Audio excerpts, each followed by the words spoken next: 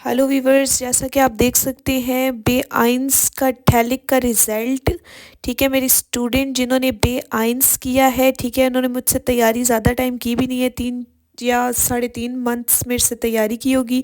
और इनका माशाल्लाह से रिज़ल्ट जो है वो आप देख सकते हैं, 300 में से 227 मार्क्स आए हैं। श्रिफ्टलिश प्रूफिंग में जो है वो 225 में से 152 आए हैं। और लेज़न फर्स्टेन में 75 में से 40 आए हैं। स्प्राख बाउस्टाइन, जिसको लोग कहते हैं बहुत ही मुश्किल है, मेरे स्टूडेंट्स बहुत से जो है वो इसमें बहुत अच्छे मार्क्स से पास हो रहे हैं। और 30 में से 22 आई है। और जैसा कि आप देख सकते हैं म्यूनलिश प्रूफिंग में 75 में से 75 ही आए हैं। ठीक है, तो अगर आप चाहते हैं टैलिक की, ये टैलिक का रिज़ल्ट है, देख सकते हैं आप, टैलिक डुइच बेआइंस।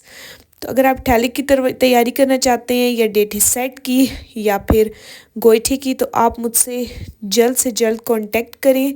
ठीक है, मेरे व्हाट्सएप नंबर पर जो टिकटॉक पे सामने मेंशन किया हुआ है। अपना ख्याल रखें।